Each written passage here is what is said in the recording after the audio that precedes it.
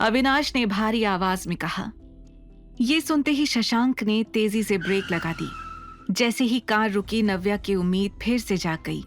मुझे आपकी मदद चाहिए। मेरा बेटा Aarav, he is in danger. क्या हुआ है? अविनाश ने पूछा। आरव, उसे मेरे पापा ने कहीं छुपा लिया है। मैं नहीं जानती वो कहाँ है। उसे वापस लाने के लिए मुझे आपकी मदद चाहिए, प्लीज।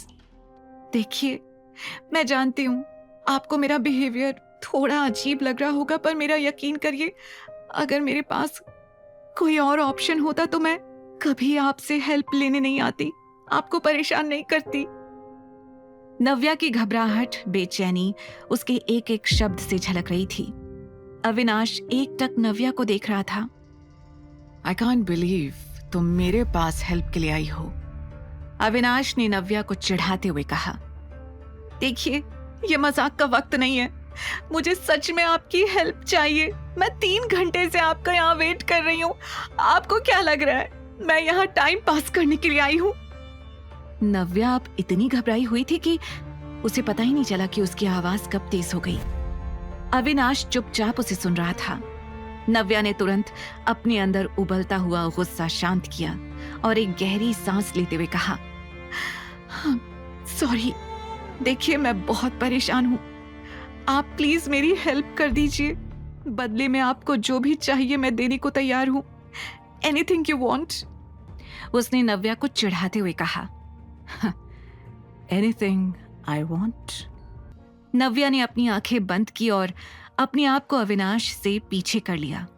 उसे एक पल में एहसास हो गया जैसे उसने यहां पर आकर बहुत बड़ी गलती कर दी थी। सॉरी, पता नहीं क्यों मुझे ऐसा लगा जैसे आप मेरी सिचुएशन समझेंगे, मेरे बेटे को बचाने में मेरी हेल्प करेंगे, पर आपने मुझे बता दिया कि मैं कितना गलत सोच रही थी। माफ करना, मुझे यहाँ आना ही नहीं चाहिए था। आपने मुझे अपने कीमती 5 मिनट दिए, उसके लिए थैंक यू। भारी गले से इतना सब कुछ कहकर नव्या गाड़ी से उतर गई। क्या है इस लड़की में जो... एनीवेज, शशांक, लेट्स मूव। उसके इतना कहते ही शशांक ने गाड़ी स्टार्ट की और इस बार नव्या के सामने से वो लोग वहां से निकल गए। नव्या अब बिल्कुल अकेली थी। उसके पास मदद करने के लिए कोई भी नहीं था। अपने बेटे को बचाने के लिए मैं किसी और का इंतजार नहीं कर सकती।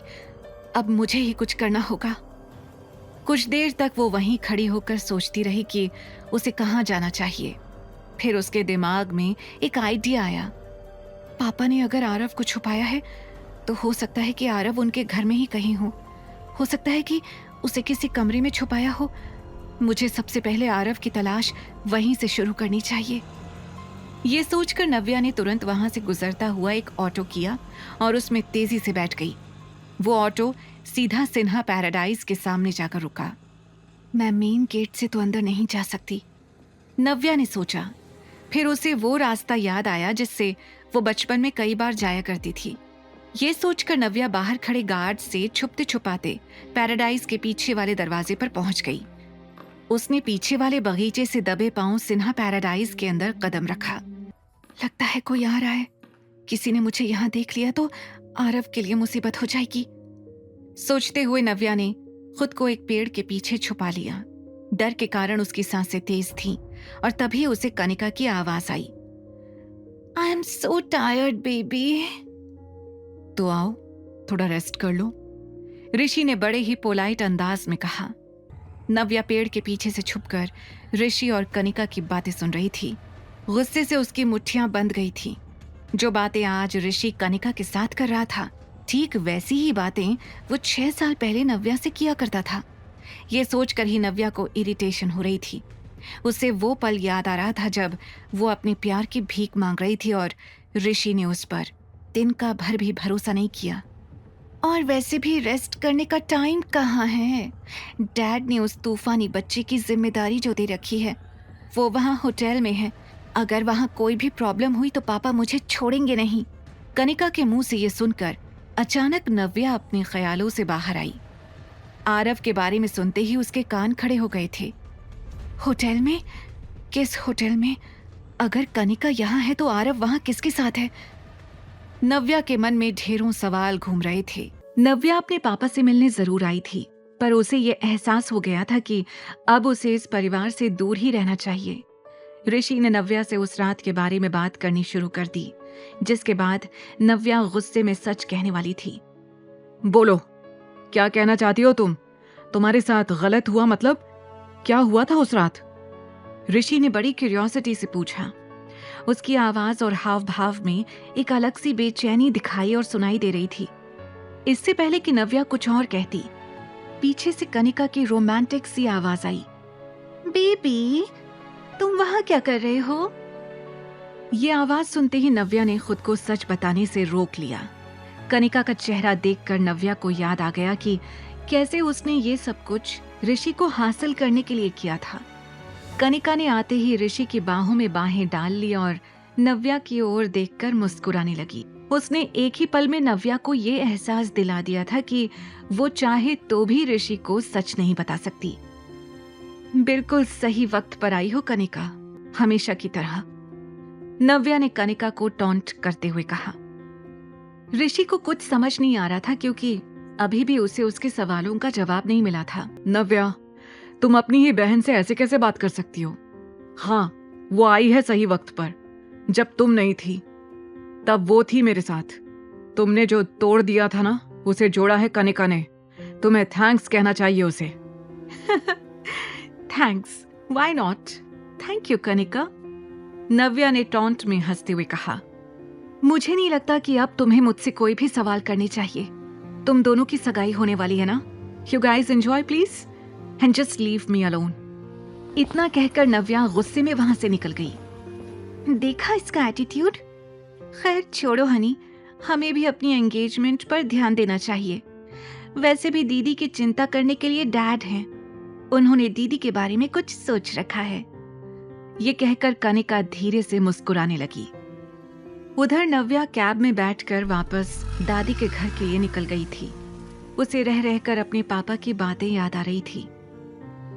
नानू नहीं चाहते कि मैं पार्टी में आऊं? आरव ने उदास चेहरे के साथ नव्या को देखते हुए पूछा।